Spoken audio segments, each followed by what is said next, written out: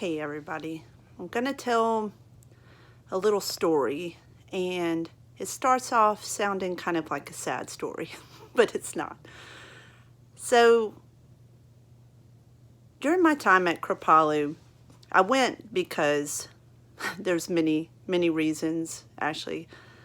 However, I was mostly pulled by the moment I found online the Four Winds Society and read about Dr. Alberto Villoldo and the work he does in the Light Body School. And I just buzzed. It so resonated.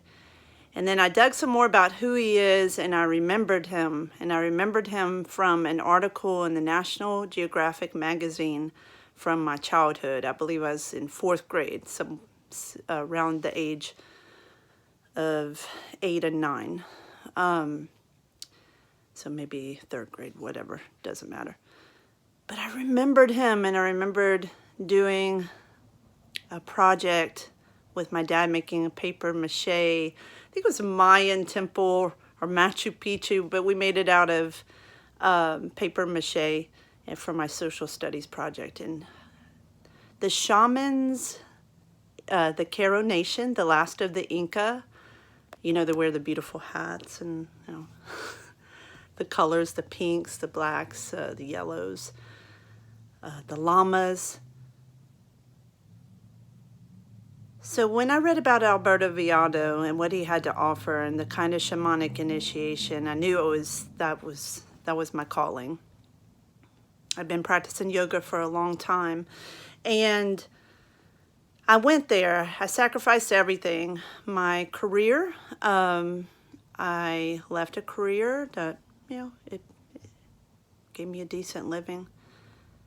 Anyway, I went to Kripalu so I could meet Alberto Villoldo. I could not afford the Light Body School.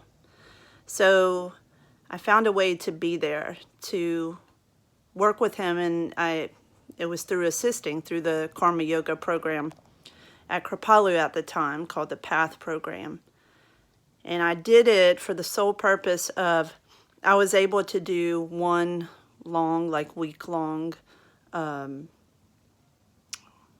workshop, you could call it, of my choice as, part of a thank you for your service.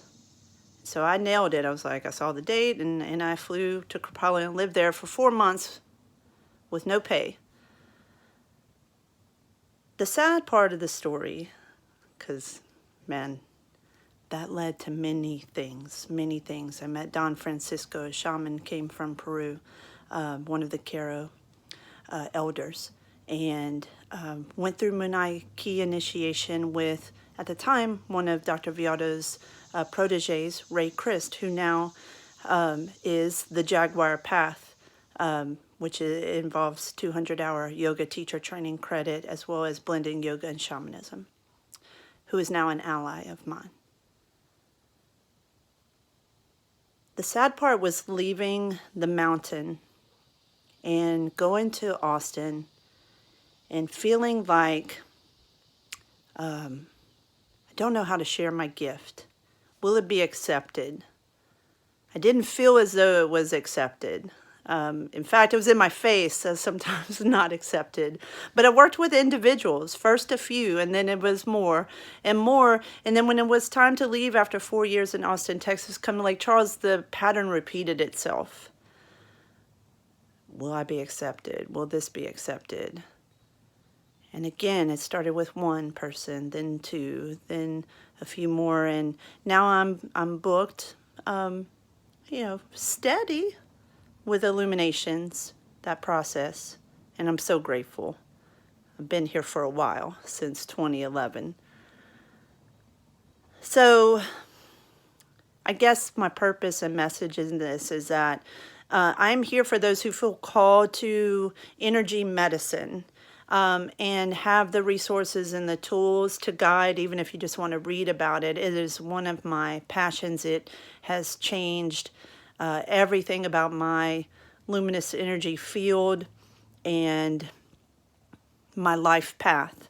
So if there's any interest out there, know that it's available to you.